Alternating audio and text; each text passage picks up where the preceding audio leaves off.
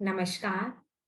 International yoga society द्वारा आयोजित आज के इस सत्संग में मैं आप सभी का हार्दिक स्वागत करती हूँ।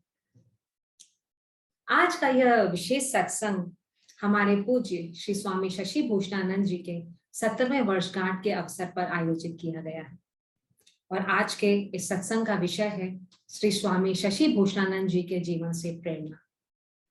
तो चलिए सत्संग का आरंभ हम गुरु वंदना से करते हैं।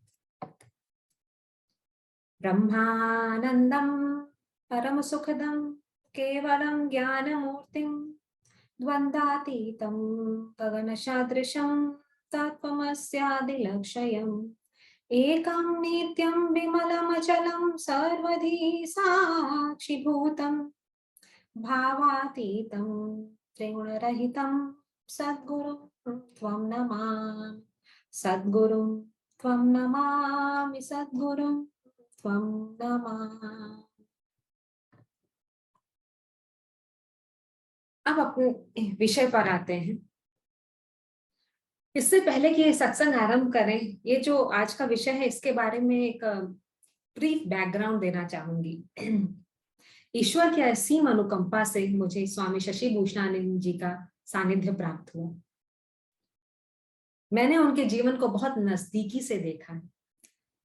खासकर ईश्वर की कृपा से उनके जीवन के अंतिम 8 महीनों में मैं पूरी तरह उनके आश्रम में उनके साथ थी। तो जब अंत में समय नजदीक आ गया उनके जाने का और यह स्पष्ट था कि उनके पास बहुत कम समय बचा है, तो एक दिन एक शाम को हम बैठे हुए थे और मैंने उनसे यह जानने की इच्छा जाहिर की थी कि अपने इस अभूतपूर्व जीवन में उन्होंने क्या सीखा। उन्होंने मुझे कुछ बातें बताई थी, तो वो बातें आज उनके 70वें वर्षगांठ पर मैं उन 7 बातों को आप सभी से साझा करना चाहूंगी।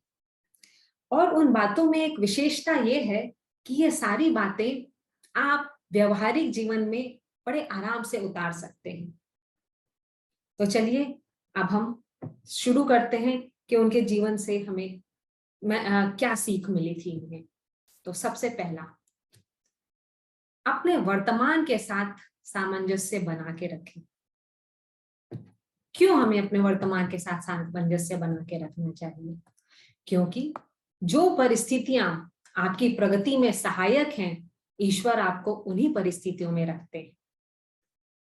अब जब परिस्थितियां अच्छी होती हैं तब तो सामंजस्य बैठाना बहुत इजी होता है, लेकिन जब विपरीत परिस्थितियां चल रही होती हैं तब हम उनके साथ द्वंद्व में आ जाते हैं और उस समय हमको सामंजस्य बनाने की ज्यादा जरूरत है। तो हमें सामंजस्य कैसे बनाना चाहिए अपने वर्तमान के साथ? क्या करें उसके लिए? तो कैसे करें? सबसे पहले चुनौतियों का सामना पूरी दृढ़ता से करें। जैसा हमने बताया, अच्छे परिस्थिति में तो सब कुछ सही रहता है, लेकिन जब परिस्थितियां विपरीत होती हैं, जब चुनौतियां आती हैं, तो उनका सामना पूरी दृढ़ता के साथ करें। दूसरा, आप कितना भी उससे जो भी आपकी परिस्थितियां हैं उसको सुधारने की आप कोशिश कर रहे हैं, हो सकता है वो स्थिति सुधरे, हो सकता है वो नहीं सुधरे, लेकिन दोनों स्थिति में और आशा और विश्वास को बना के रखें। क्योंकि ये ध्यान रखें, ईश्वर जो भी कर रहे हैं, चाहे वो अच्छा या बुरा, वो आपके अच्छे के लिए ही हो रहा है। हमारी बुद्धि बहुत सीमित होती है, हम बहुत छोटा देख पाते हैं, लेकिन ईश्वर हमको पूरा देखते हैं। वो हमें, ये भी आपने देखा होगा कि हम सिर्फ अपने अच्छे से नहीं सीखते हैं, हम इनफैक्ट हम अपने विपरीत परिस्थितियों से ज्यादा सीखते हैं। तो जब हमें जिस चीज की जरूरत है, आपका हर एक मोमेंट ईश्वर ने बड़े प्यार से सजा के रखा है। तो इसी तरह आप वर्तमान से सामंजस्य स्थापित करने की कोशिश कर सकते हैं। इसका उदाहरण मैं स्वामी शशि भूषणानंद जी के जीवन से देना चाहूंगी, क्योंकि ये सब बातें जो आज हम करेंगे, एक्चुअली उनके जाने के बाद मैंने उन बातों पर विचार किया और मैंने ये पाया कि ये सारी बातें उन्होंने अपने जीवन में उतारी, परखी और विपरीत परिस्थितियों में भी उनका भरपूर पालन किया। तो हम उदाहरण उनके जीवन से लेते हैं। उनका जीवन संघर्षमय था। बचपन में जब वो चौथी कक्षा के विद्यार्थी थे तो उनकी माँ का साया उनके सर से उठ गया था। फिर उन्होंने अपनी पढ़ाई की, साधारण परिवार में जन्मे थे, पढ़ाई लिखाई की, आगे चल के वो मेडिकल कॉलेज में उन्होंने एडमिशन लिया, एमबीबीएस किया, डी ऑर्थो किया, हड्डी रोग विशेषज्ञ बने और उसके बाद उनको सरकारी नौकरी लगी। अब अगर वो चाहते, अब सारा संघर्ष करने के बाद उनके जीवन में अब यही इसके लिए ना लोग, ज्यादातर लोग पढ़ाई करते हैं कि अब हमको नौकरी लग गई, अब तो हम आराम से जीवन यापन करेंगे। पर उनका लक्ष्य कुछ और था। उनका लक्ष्य सिर्फ शरीर की व्याधि दूर करना नहीं था। उनका लक्ष्य था जो हमारा जो समाज में जो मूल व्याधि फैली है, मूल व्याधि क्या है? इग्नोरेंस, अविद्या, उसको मिटाना उनका लक्ष्य था। तो इसके लिए उन्होंने एक असामान्य जीवन को चुना और चूंकि उन्होंने एक असामान्य जीवन चुना तो उनके सामने विभिन्न प्रकार की नई नई चुनौतियां आई, पर उनने उन सभी चुनौतियों का पूरी दृढ़ता से सामना किया। कभी ये सोच के दुखी नहीं हुए कि उनके साथ ऐसा क्यों हुआ। जो ईश्वर ने उनको काम सौंपा, पूरी निष्ठा से, लगन से उन्होंने उस कार्य को क्रियान्वित किया। और जब परिस्थितियां अनुकूल होती थी या उनको कोई उपलब्धि हासिल होती थी तो उसका श्रेय वो अपने गुरु को देते थे। और ये सब इसीलिए क्योंकि वे अपने वर्तमान के साथ सामंजस्य बना के रखते थे। यहाँ तक कि जब जीवन के अंतिम कुछ महीनों में उनको अपने कैंसर का पता चला और जबकि उन्होंने कितना अनुशासित और तपस्वी जीवन जिया था, उसके बाद भी इस समाचार को उन्होंने बहुत साहस के साथ स्वीकार किया और अंतिम दिन तक, अंतिम सांस तक वो पूरा अपना पूरी निष्ठा से उन्होंने जो भी उनसे हो सकता था वो करते रहे। तो अतः पहली सीख, अपने वर्तमान के साथ सामंजस्य स्थापित करके रहें। चलिए अब दूसरे सीख पर बढ़ते हैं। ईश्वरीय योजना में विश्वास रखें, डिवाइन प्लान। क्यों विश्वास रखें हम डिवाइन प्लान में? क्योंकि हमारा जीवन ईश्वरीय योजना पर चलता है, ना कि हमारे अहंकार से। जस्ट बिकॉज हम ये सोचते हैं कि हमारे साथ ये हो जाए तो ये अच्छा होगा, ऐसा नहीं होता है। ईश्वरीय योजना, आपने खुद देखा होगा, आप कितना भी अपने अहंकार को महत्व दे दें, पर फाइनली आपके लाइफ में ईश्वरीय योजना ही काम करती है। कैसे करें, कैसे हम ईश्वरीय योजना में विश्वास रखें अपने व्यवहारिक जीवन में? सबसे पहले ईश्वरीय योजना में विश्वास रखने के लिए अपने दैनिक जीवन में पुरुषार्थ करें। ईश्वरीय योजना कोई भाग्य नहीं है। ऐसा नहीं है कि ईश्वर ने भाग्य लिख दिया तो जो होना है वैसा ही होने वाला है, तो हम हाथ पे हाथ धर के बैठे हुए हैं। नहीं, ईश्वरीय योजना में कुछ चीजें आपके प्रारब्ध से आती हैं। इनफैक्ट ज्यादातर चीजें आपके प्रारब्ध कर्म से आती हैं और कुछ चीजें पहले से डिसाइडेड हैं। आपकी आयु, आपकी जाति इन द सेंस माता पिता जहां आपने जन्म लिया है, आप किस देश में जन्म लेते हैं, किस वर्ग में जन्म लेते हैं, ये सब चीजें डिसाइडेड हैं। लेकिन उसके बाद भी आपके पास फ्री विल है और उसको आप चाहे जैसे भी अपने लिए इस्तेमाल कर सकते हैं। इसलिए ईश्वरीय योजना में विश्वास रखने के लिए अपने दैनिक जीवन में आपको पुरुषार्थ करना पड़ेगा। और जब आपका सेल्फ एफर्ट एक लिमिट से आगे बढ़ता है तब डिवाइन ग्रेस आप पे काम करना शुरू कर देती है। और आप करेंगे पुरुषार्थ, लेकिन हो सकता है कुछ चीजें आपके मन लायक हो, कुछ चीजें नहीं हो। इसलिए साथ में जैसा भी है ईश्वर समर्पण का भाव रखें। जैसा हमारे श्री कृष्ण भगवान ने कहा, कर्मण्येवाधिकारस्ते मा फलेषु कदाचन। आप कर्म करिए और जो फल है वो ईश्वर पे छोड़ दीजिए। तो ईश्वर का समर्पण करते हुए, डिवाइन सरेंडर करते हुए आप अपना सेल्फ एफर्ट करते रहिए। और सबसे जरूरी, ईश्वर में अटूट विश्वास रखें। ईश्वर आपसे बहुत प्रेम करते हैं। जितना आपको इस जीवन में आपके माता पिता, आपके कोई भी संबंधी प्रेम करते हैं, उससे कहीं कहीं ज्यादा वो प्रेम करते हैं। जब आपके सामने वो कठिन मार्ग रखते हैं तब भी वो आपके फायदे के लिए ही होता है। इस चीज को समझना बहुत जरूरी है।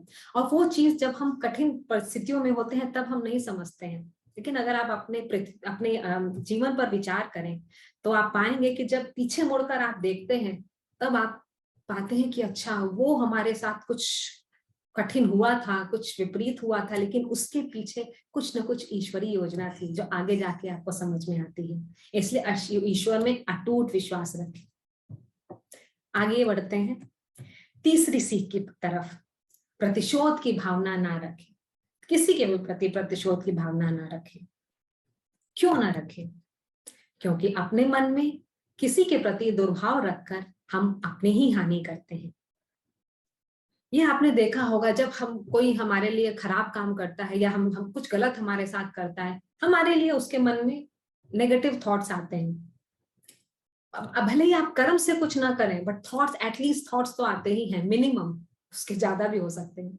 उससे आप दो दो चीज का घाटा होता है। एक, नेगेटिव थॉट्स जो आप भेज रहे हैं उसको आप उस व्यक्ति पर भेज रहे हैं, और अगर वो आपसे उन्नत हुआ तो वो नेगेटिव थॉट्स उल्टे आके आप ही को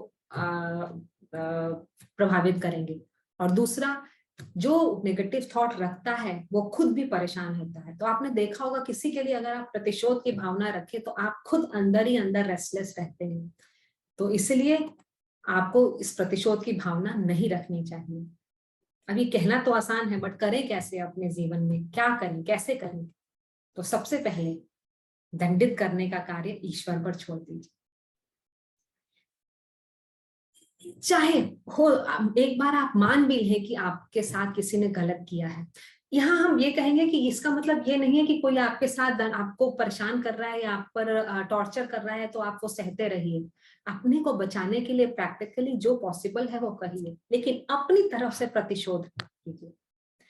अब आए दंडित करने का कार्य ईश्वर पर छोड़ दीजिए, क्योंकि सब कुछ हम चाहे अपने मन से, वचन से, वाणी से, कर्म से जो भी करें, वो हम, हो सकता है जो गलत कर रहा है वो बाकी लोगों से छुपा सकता है, हो सकता है वो अपनी नजर में भी आंख बंद कर ले, नजरअंदाज कर ले अपने खराब चीज को, लेकिन ईश्वर से हमारा कुछ भी नहीं छुपा है, कुछ नहीं छुपा है। चाहे आप मन के स्तर पे करें, वाणी के स्तर पर करें, या अपने काम करने के एक्शंस में करें।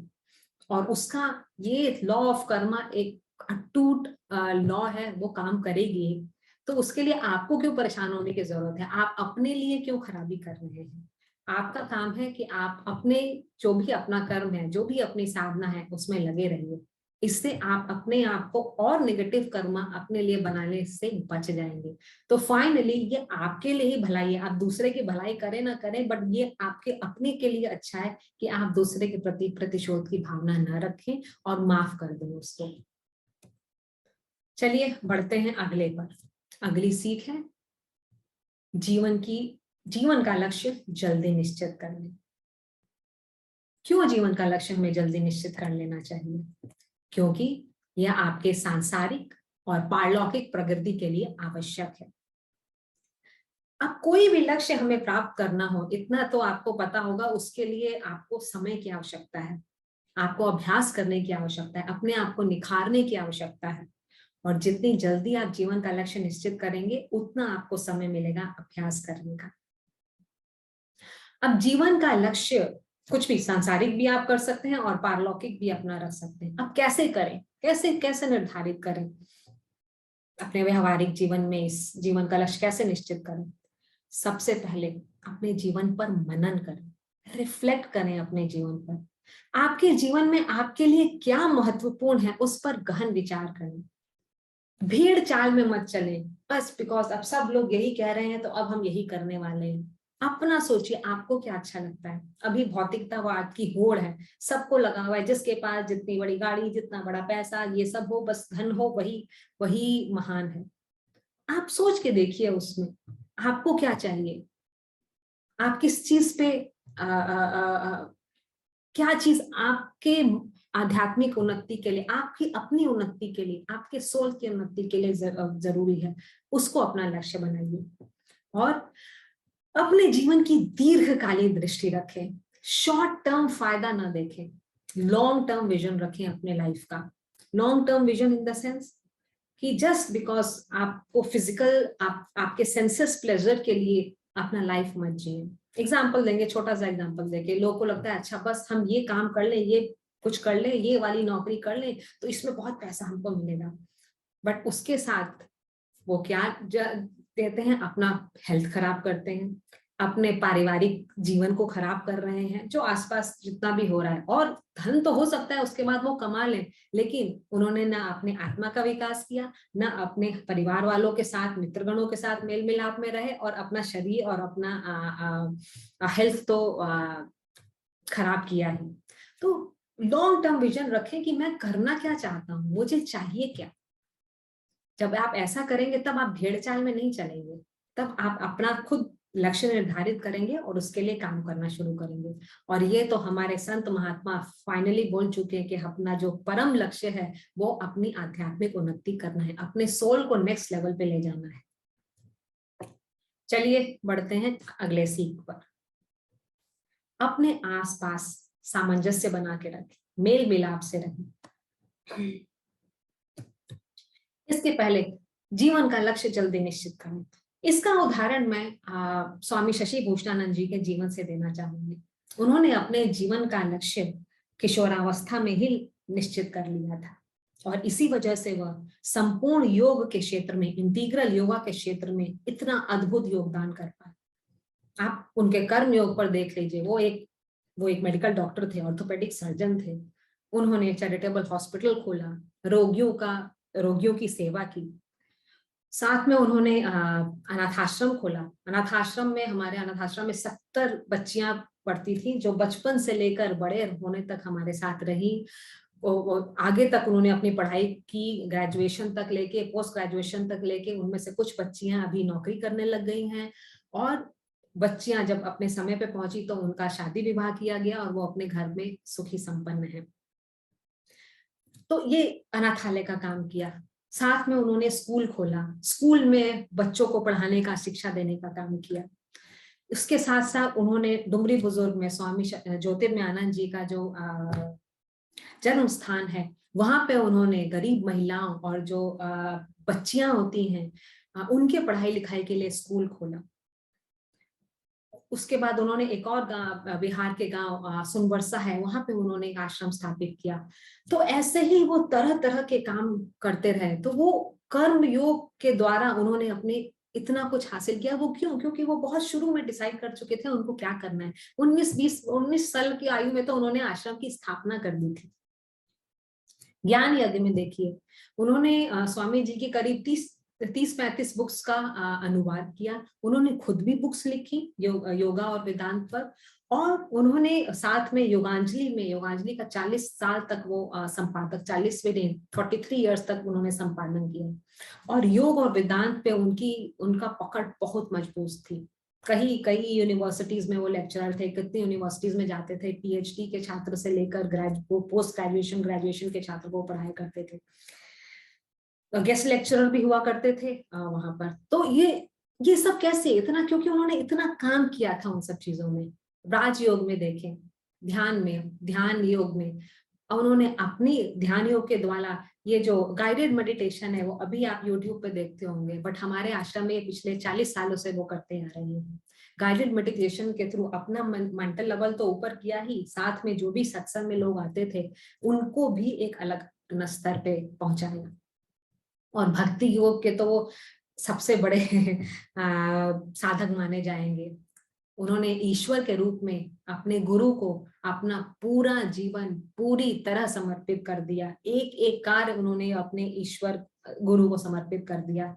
तो इस तरह से वो संपूर्ण योग में इतना भारी योगदान कर पाए, ये इसलिए क्योंकि उन्होंने किशोरावस्था में ही डिसाइड कर लिया था उन्हें क्या करना है। तो वो इधर उधर भटके नहीं।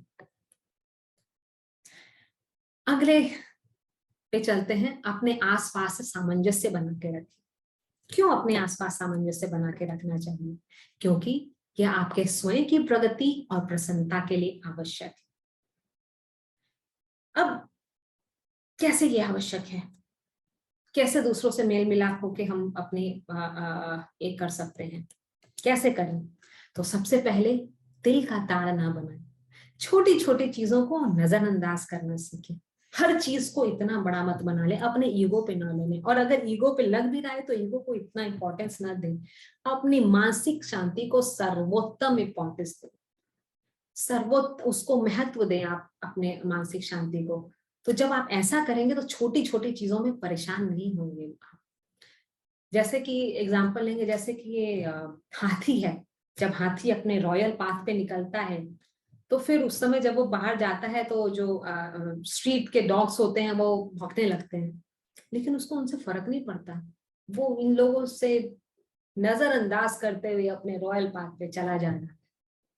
इसका उदाहरण भी हम स्वामी शशि भूषणानंद जी के जीवन से लेंगे। आज आप देख रहे होंगे कि आज के जमाने में तो एक साधारण व्यक्ति के लिए एक परिवार और एक नौकरी, यही इसी में सामंजस्य स्थापित करना कितना बड़ा काम हो गया है। और उन्होंने, स्वामी शशि भूषणानंद जी ने 5 संस्थाएं चलाई जिसमें उन्होंने विभिन्न प्रकार के लोगों से उनको डील करना पड़ता था। वो चाहे वो आपके अभिभावक हो, चाहे वो आपके रोगी लोग हों, आपके आश्रम के सदस्य हों, तरह तरह के लोग, उनके परिजन हो, मित्रगण हो, सब से वो मेल मिलाप से रहे और इसीलिए वो इतनी प्रगति कर पाए। चलिए अब अगले पे पढ़ते हैं। आध्यात्मिकता एक शाश्वत सत्य है। ये बहुत इंटरेस्टिंग है। ये इस पे मैं स्पेशली बोलना चाहूंगी थोड़ा। जब हम अपने आध्यात्मिक सतह उतना ऊंचा हमारा नहीं होता है, तब कभी कभी मन में डाउट होता है कि क्या ये सचमुच कुछ सत्य है? क्या बोलते हैं लोग, आत्मा, परमात्मा, सेल्फ रियलाइजेशन, आत्म साक्षात्कार, क्या ये रियल सत्य है? तो इस पे मैंने स्पेशली हमसे क्वेश्चनिंग की थी और ये तो उन्होंने जो हमें बताया वो कि ये आध्यात्मिकता एक शाश्वत सत्य है, एब्सोल्यूट ट्रुथ है, और कुछ हो ना हो ये एब्सोल्यूट ट्रुथ है। और ये सिर्फ, उन्होंने ये भी बताया कि ये सब सिर्फ आपका विज्ञान जो है, विज्ञान तो एक लेवल तक पहुंचा है। वो खुद एक मेडिकल डॉक्टर है यहाँ, तो एक तरह से खुद ही वो साइंटिस्ट हैं। तो विज्ञान एक लेवल तक पहुंचा है, लेकिन विज्ञान अभी तक उस लेवल तक जा ही नहीं पाया। अभी वो शरीर से उठ के मन तक पहुंचने की कोशिश कर रहा है। और हमारी जो स्पिरिचुअलिटी है वो तो मन से आगे हमारे सोल तक पहुंच चुकी है। और ये सारी चीजें हमारे स्क्रिप्चर्स में विद्यमान है और थाउजेंड्स एंड थाउजेंड ईयर से हमारे ऋषि और संत इसको बोलते आ रहे हैं, जो इसको रियलाइज कर चुके हैं। तो ये शाश्वत सत्य है। अब क्यों ये शाश्वत सत्य है? क्योंकि जीवन एक दीर्घ स्वप्न है। अब इसको भी एक एग्जाम्पल से समझते हैं। एक्चुअली ये हमको नेचर हमें हर एक दिन इस सत्य को आभास करवाती है, लेकिन हम है कि उसको समझना नहीं चाहते हैं। जब आप रात में सोते हैं और निद्रा में चले जाते हैं, स्वप्न देखते हैं। आपका स्वप्न कुछ भी, अच्छा हो सकता है, बुरा हो सकता है, न्यूट्रल हो सकता है, कुछ भी हो सकता है। अज्यूम करते हैं आप कोई सपना देख रहे हैं जिसमें शेर आपके पीछे पड़ा है और आप जंगल में भूल गए हैं, खो गए हैं, आप जंगल में परेशान परेशान घूम रहे हैं, इधर उधर भटक रहे हैं, उससे निकलने की कोशिश कर रहे हैं, और ये सब आपके स्वप्न में हो रहा है। बट रियलिटी क्या है? रियलिटी ये है कि आप अपने बिस्तर पर आराम से अपने तकिए पे सर रख के सो रहे हैं, ना वहां पे कोई शेर है, ना आप जंगल में भटके हैं। लेकिन जब आप वो सब स्वप्न देख रहे हैं तो आपको वो पूरा सत्य प्रतीत हो रहा है। वैसे ही ये जीवन भी एक दीर्घ स्वप्न है। अभी आप जो भी देख रहे हो आपको बिल्कुल सच्चा लग रहा है, लेकिन एक दिन आएगा जब आप इस स्वप्न से उठेंगे और तब आप रियलाइज करेंगे कि ये सब तो मिथ्या था, ये सब तो कुछ था ही नहीं।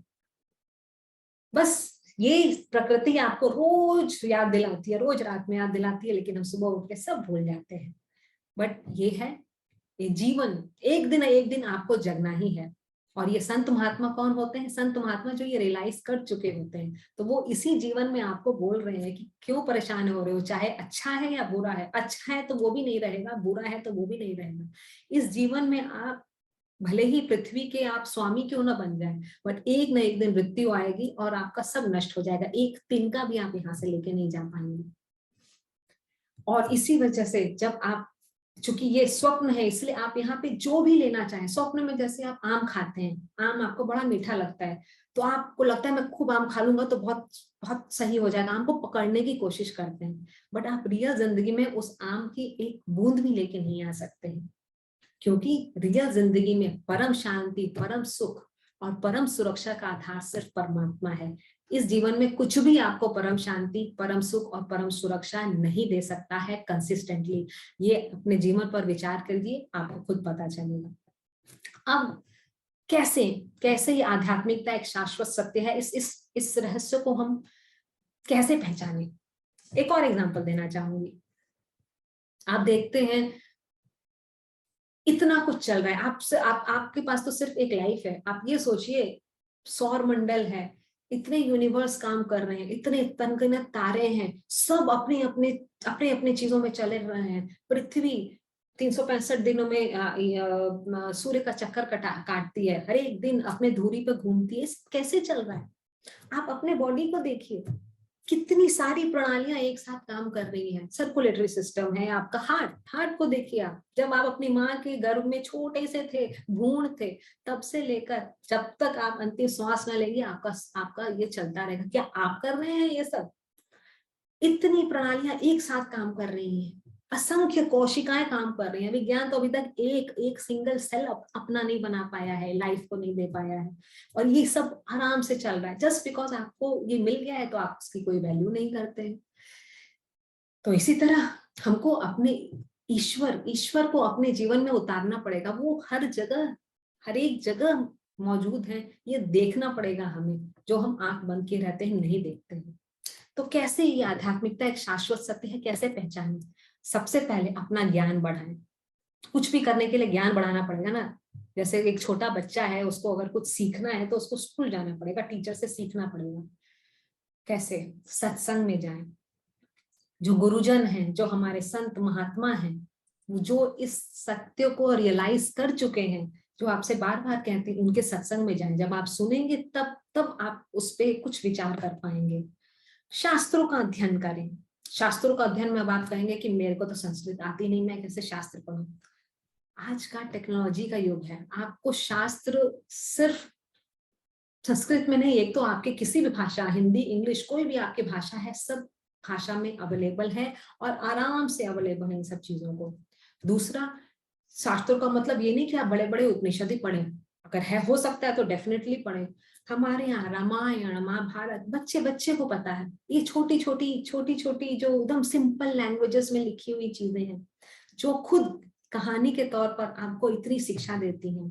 और इनफैक्ट ये सिर्फ कहानी के तौर पर ही नहीं, इनके अंदर भी गुह्य रस छुपा होता है। जो ये गुह्य बातें छुपी होती है, उसके अंदर जो स्टोरी के पीछे जो मीनिंग है, वो समझाने के लिए हमारे जो संत महात्मा हैं, जो इन सब को समझते हैं, वो समझाते हैं। इसका एग्जाम्पल मैं देना चाहूंगी हमारे स्वामी शशि भूषणानंद जी, स्वामी ज्योतिर्मयानंद जी का। सबका, इन लोग का हिंदी में और इंग्लिश में रामायण पे, महाभारत पे, योग वशिष्ठ पे, उपनिषद पे, सब पे सिंपल लैंग्वेज में सिंपली समझाने की कोशिश की गई है कि इन सब शास्त्रों से हमको क्या क्या सीखने को मिलता है।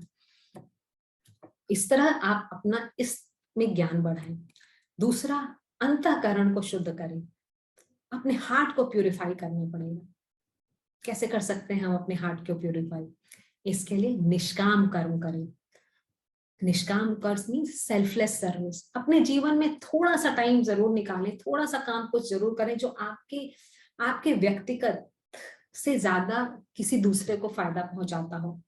और मान लीजिए वो भी आपको नहीं मिलता है, तो आप अपने ही चीजों को ऐसे करिए जैसे आप ईश्वर के लिए कर रहे हैं। कुछ नहीं हो सकता है, आप अपने घर में गृहिणी हो, सिंपल, आप अपने घर में रोटी बनाती हैं, आप वैसे बनाइए कि आप अपने बच्चे को, जो उसमें ईश्वर का रूप देखिए और सोचिए उनके लिए रोटी बना रहे हैं। बस ऐसे ही अपने नॉर्मल डे टू डे में आप निष्काम कर्मियों को लेके आइए। इससे हार्ट प्यूरिफाई होता है। जीवन के विक्षेप से ऊपर उठे। क्या होता है, हम जीवन को जब बहुत इंटैंगल होते हैं, डे टू डे एक्टिविटीज में टू मच इंटैंगल होते हैं, तो हम डिस्ट्रैक्ट रहते हैं। विक्षेप मीन्स डिस्ट्रैक्शन। तो इस बिखराव, इस डिस्ट्रैक्शन से ऊपर कैसे उठा जाए? आत्मनिरीक्षण करें, मनन करें और ध्यान करें। तो जब अपने लाइफ पर आप इंट्रोस्पेक्ट करेंगे, रिफ्लेक्ट करेंगे, तब आपको लगेगा कि ये क्या हो रहा है, क्यों हो रहा है। सिर्फ जिए मत। कोई चीज अगर आपको समझनी हो तो आपको उस स्थिति से थोड़ा ऊपर उठना पड़ेगा। उस स्थिति में रहते हुए उस स्थिति को समझना थोड़ा मुश्किल हो जाता है। एक एग्जाम्पल अगर देखें, अगर कोई दीवार है, दीवार पे कोई सुंदर सा पिक्चर लगा हुआ है, तो आप एकदम बगल में अगर दीवार के चले जाएंगे, चिपक के खड़े हो जाएंगे, तो आपको वो पिक्चर पूरी नहीं दिखेगी। लेकिन जब आप उस दीवार से थोड़ी दूर जाएंगे तब आपको वो पिक्चर दिखनी शुरू होगी। यही होता है हमारे जीवन के साथ। जब हम थोड़ी सी अलग हटके, दूर हटकर देखते हैं, तब हमको समझ में आता है। तो इसके लिए क्या करें? कुछ समय निकालें, 5 मिनट, 10 मिनट, समय सबके पास है, वो डिपेंड करता है आप किस चीज को प्रायोरिटाइज करना चाहते हैं। व्हाट्सएप मैसेजेस में देखना करेंगे कि आप अपने लिए, अपने उन्नति के लिए उसमें समय लगाएंगे। 10 मिनट ही सही, 5 मिनट ही सही, अपने लिए रुकिए, देखिए, हो सके तो धीरे धीरे करके उस समय को आगे बढ़ाइए।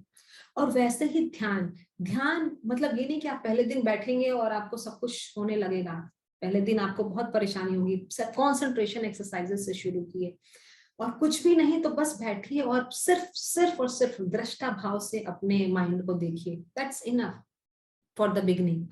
तो जब आप ये सब करके जब उठेंगे, तो धीरे धीरे जब आपका ज्ञान बढ़ेगा, आपका अंतःकरण शुद्ध होगा, तब आप पाएंगे कि आध्यात्मिकता एक शाश्वत सत्य है। ये कोई मिथ नहीं है जो हमारे स्क्रिप्चर्स में मेंशन है, ये रियल ट्रूथ है।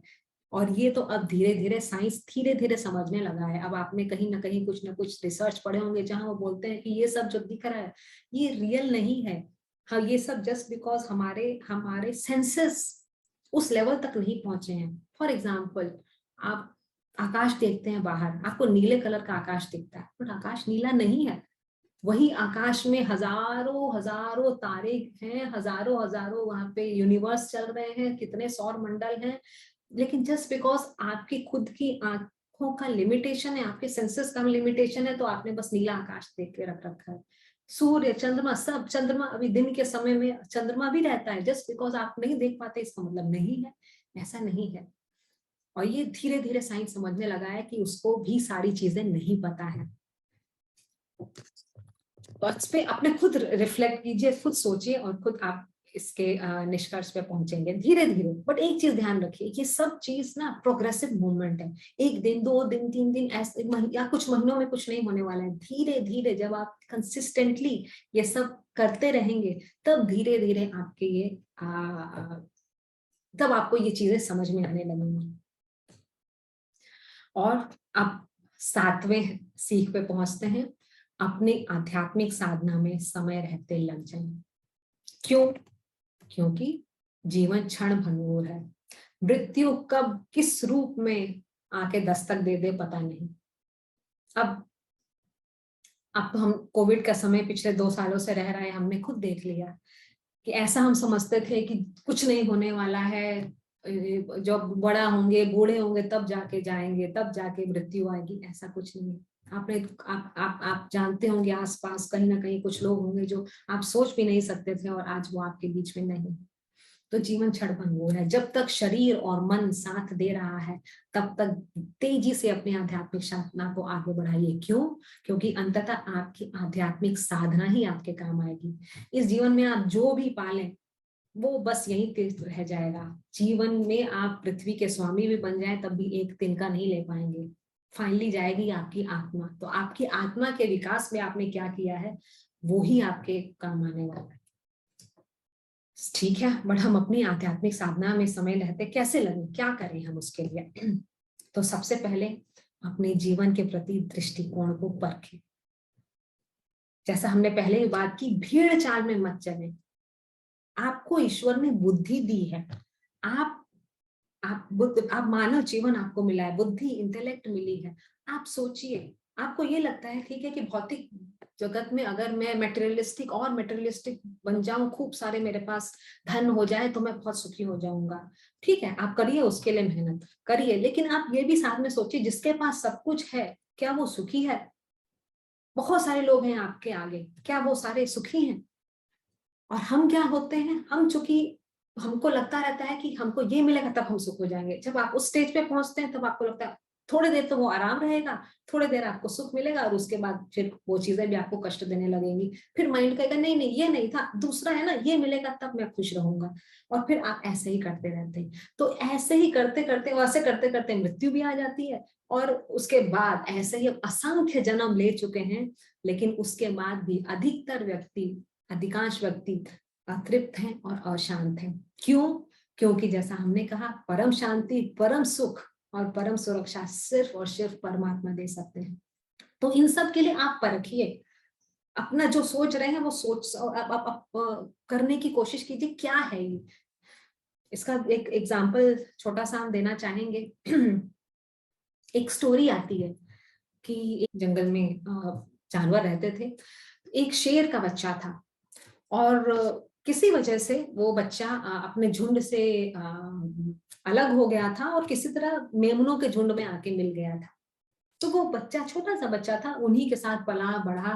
और चूंकि वो बचपन एकदम छोटे में आ गया था, तो उसको मेमनों के साथ लगते लगते ये लगा कि मैं भी मेमना हूं। तो मेमनों की तरह खाता था, मेमनों की तरह रहता था, उसकी सारी दिनचर्या वैसी थी। एक दिन एक शेर ने दूर से इन भेड़ों के झुंड को देखा और उसके अंदर उसने देखा कि एक शेर भी है। तो उसको कुछ अजीब सा लगा, तो उसने पीछे गया उस झुंड के। तो चूंकि ये अभी भी बच्चा ही था, तो बाकी भेड़ तो भाग गए और ये बच्चा बेचारा रह गया शेर का। अब जैसे ही शेर इसके पास आया, बड़ा वाला शेर, ये बच्चा डर के रोने लगा और कहने लगा, मेरे को मत मारिए, मैं मुझे छोड़ दीजिए। तो शेर ने उसको बोला, अरे भाई, तुम शेर हो, तुम इन भेड़ों के बीच में क्यों रह रहे हो? तो कह रहा, नहीं, मैं शेर कहाँ हूँ, मैं तो भेड़ हूँ, मैं इन्हीं के साथ पल रहा हूँ, बढ़ रहा हूँ, इन्हीं की तरह खाना खाता हूँ, इन्हीं की तरह रहता हूँ। तो बड़े शेर ने उसको बहुत समझाने की कोशिश की, बट उसको नहीं मानने को तैयार था। तो फिर बड़े शेर ने उस छोटे शेर को लेके आया और एक तालाब के सामने लेके आया और फिर दिखाया, देखो, तुम भी शेर हो, तुम और मैं एक जैसे दिख रहे हैं, हम और तुम दोनों शेर हैं। और फिर उसने बोला, मैं जैसे दहाड़ लगाऊंगा वैसे तुम भी दहाड़ लगा सकते हो। तो शेर ने दहाड़ लगाई, बड़े शेर ने छोटे शेर को बोला दहाड़ लगाने को। पहले वो मिमियाया, लेकिन फिर उसने कोशिश की और फिर उसने भी शेर की तरह दहाड़ लगाई। और तब उसको समझ में आया कि वो पूरा लाइफ जब तक वो था भेड़ों के साथ, वो अपने आप को भेड़ समझ रहा था, जबकि वो तो था शेर। तो इसीलिए जो हमारे गुरुजन होते हैं, हमारे संत महात्मा होते हैं, वो हमको बार बार याद दिलाते हैं कि हमको अपने जीवन के प्रति क्या दृष्टिकोण है, उसको सही करना है। हम साधारण साधारण जो इन सब चीजों में फंसे हुए हैं, बस वो नहीं है। इसका मतलब ये नहीं है कि जब आप यहाँ हैं तो अपनी सब चीजों को छोड़ दें। इस पृथ्वी पे अगर आपको घर, परिवार, काम, धंधा जो भी मिला है वो छोड़ दें, नहीं। साधना मतलब ये बिल्कुल भी नहीं होता है कि आप जो कर रहे हैं वो ना करें। आप वो करते हुए, लेकिन जग के करिए, ये समझ के करिए कि ये सब चीजें यही रह जाने वाली चीजें हैं। तो क्या करें? दूसरा, अपने दैनिक जीवन में संपूर्ण योग का पालन करें। संपूर्ण योग, इंटीग्रल योग। इंटीग्रल योग में कर्म योग, भक्ति योग, ज्ञान योग, राजयोग। तो कर्म योग में जैसा हमने बोला, निष्काम भाव से कर्म करें। जो भी ईश्वर ने आपको कार्य सौंपा है उसको पूरी निष्ठा से आप क्रियान्वित करें और साथ में कुछ ऐसा करें जिससे सेल्फलेस सर्विस करें, समाज का कल्याण का काम करें। राजयोग में थोड़ा सा जप करें, थोड़ा सा ध्यान करें। भक्ति योग में जो भी आपको अच्छा लगता हो, सत्संग अच्छा लगता है आपको, भजन कीर्तन अच्छा लगता है, भगवान का जप करना अच्छा लगता है, थोड़ा थोड़ा थोड़ा करते रहें। तो इस तरह से थोड़ा थोड़ा ज्ञान योग में थोड़ा सा स्वाध्याय करें, कुछ कुछ पढ़ें, कुछ शास्त्रों का अध्ययन करें, रामायण, महाभारत, जो भी आपको अच्छा लगता है वो पढ़ें। तो इस तरह से अपनी लाइफ में छोटा थोड़ा थोड़ा थोड़ा करके सब कुछ को सम्मिलित करें। इसका मतलब ये नहीं है कि आप एंटरटेनमेंट ना करें, इन सब चीजों को छोड़ दें, नहीं, हेल्दी एंटरटेनमेंट भी करें, सब चीज को समन्वित करें, थोड़ा थोड़ा थोड़ा थोड़ा सब कुछ रखें और लाइफ में एक हार्मोनी लेके आए। वही आपकी साधना बन जाएगी। साधना मतलब ये नहीं है कि जब हम बूढ़े हो जाएंगे तब हम कोई साधना करेंगे, या जो हम हिमालय पहाड़ में जाके कंदरा में बैठेंगे तभी साधना हो पाएगी, नहीं। आप जिस स्थिति में हैं, पहली वाली बात याद कीजिए, आपकी प्रगति में जो सहायक है, ईश्वर ने आपको उसी स्थिति में रखा है। तो आप चाहे एक कृषक हैं, एक गृहस्थ हैं, एक बिजनेसमैन है, एक स्टूडेंट है, जो है उसी को ये साधना कह सकते हैं, अपने लाइफ जीते हुए। और जो ईश्वर ने आपको दिया है, इस दीर्घ स्वप्न में भी अगर आपको अच्छी चीजें मिली हैं, महल मिला है, खाना पीला है, अच्छा धन मिला है, उसको पूरा उपयोग कीजिए। लेकिन फाइनली उन सब का आपके विकास में फायदा होना चाहिए। ये सब चीजें मीन्स होनी चाहिए, ये सब चीजें आपकी एम नहीं होनी चाहिए। ये सब चीजें मीन्स है जो आपके एम तक आपको पहुंचाने में सहायता करेंगी। अनमोल मानव जीवन के महत्व को पहचानिए। इसको ये तो आपने बड़े बुजुर्गों से सुना ही होगा। कहते हैं 84 लाख योनियों के बाद मानव जीवन मिला है। बाकी सब ज्यादातर योनियां तो भोग योनियां हैं। आप देखिए कीट पतंग, पशु पक्षी, इनके ये इनके पास बुद्धि और इंटेलेक्ट नहीं है। ये अपने क्यों जीते हैं? ये अपने खाने के लिए जीते हैं और या शत्रुओं से अपनी रक्षा करने के लिए जीते हैं। आप नहीं है जानवर, आपको मानव जीवन मिला है, बुद्धि मिला है, इंटेलेक्ट मिला है, उसको यूज कीजिए। छट से निकल जाएगा ये समय, और फिर कुछ नहीं पता है अगले जन्म में क्या होगा, अगले जन्म में आप क्या बनेंगे। इतना भी आपको अपॉर्चुनिटी मिलेगा कि नहीं कि आप ये सत्संग सुन सके, उस पर क्रियान्वित कर सके, वो तो आगे की बात है। उतना भी मिलेगा कि नहीं, अभी ईश्वर ने आपको वो अपॉर्चुनिटी दी है। तो इस जीवन के महत्व को पहचाने और जानवरों के तरफ इस जीवन को नष्ट ना करें। ये बार बार हमारे गुरुजन हमको याद दिलाते हैं। और हमेशा अपने परम धर्म को याद ध्यान रखें। और हमारा परम धर्म क्या है?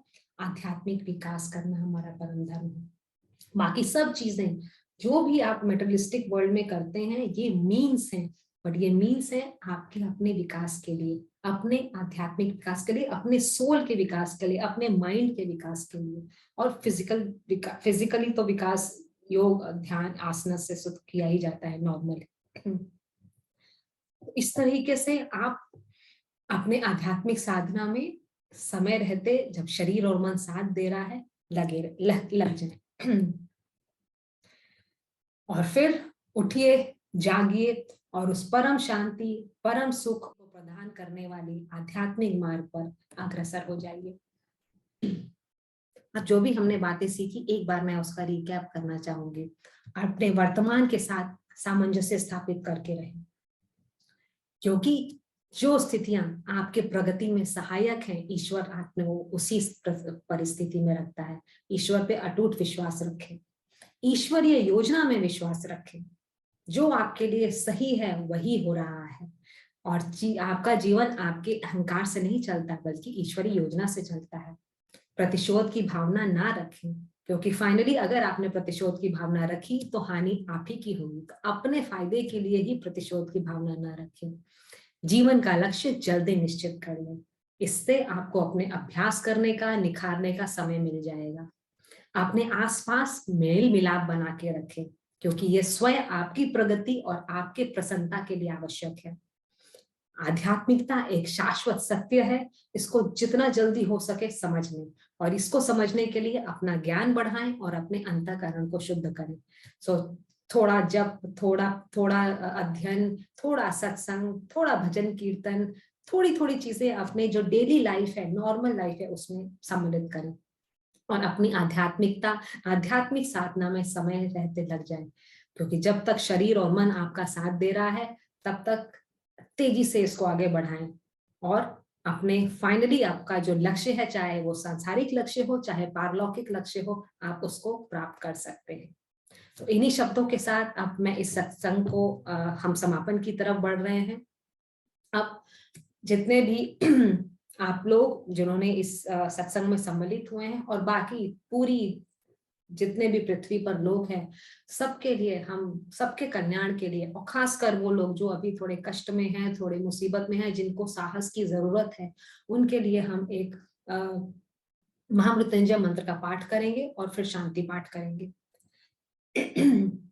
ओम ओम त्र्यंबकं यजामहे सुगंधिं पुष्टिवर्धनम् उर्वारुकमिव बन्धनात् मृत्योर्मोक्षीयमामृता। ॐ पूर्णमदः पूर्णमिदं पूर्णात् पूर्णमुदच्यते पूर्णस्य पूर्णमादाय पूर्णमेवावशिष्यते। ॐ शान्तिः शान्तिः शान्तिः। मैं अपनी ओर से और आश्रम की ओर से आप सभी का इस सत्संग में सम्मिलित होने के लिए धन्यवाद करती हूँ। या आशा करती हूँ कि ये जो 7 बातें जो स्वामी जी, स्वामी शशि भूषणानंद जी के जीवन से सीख हमें मिलती है, वो हम अपने जीवन में उतारने का प्रयास करें। जैसे हमारे स्वामी ज्योतिर्मयानंद जी कहते हैं, an ounce of practice is much more effective than tons of theory। तो इसमें से कुछ भी थोड़ा थोड़ा ही सही अपने जीवन में उतारने का प्रयास करें और आपके जीवन में निश्चित रूप से पॉजिटिव ट्रांसफॉर्मेशन होगा। इन्हीं शब्दों के साथ अब हम समापन करते हैं। आपको हमसे किसी भी तरीके से कुछ आपके कुछ विचार हो या आपका कोई सुझाव हो, YouTube पे ये सत्संग का प्रसारण हो रहा है, तो आप नीचे कमेंट सेक्शन में अपने विचार लिख सकते हैं।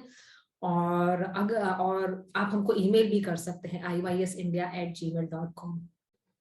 तो इसी के साथ इस सत्संग का हम समाप्त करते हैं और ईश्वर से हमारी हाथ जोड़कर विनती है कि आप पर, आपके परिवार और मित्रजनों पर वो हमेशा सुख, शांति और समृद्धि बनाए रखें। स्वामी शशि भूषणानंद जी की असीम कृपा आप सभी को प्राप्त हो। धन्यवाद। हरि ओम तत्सत।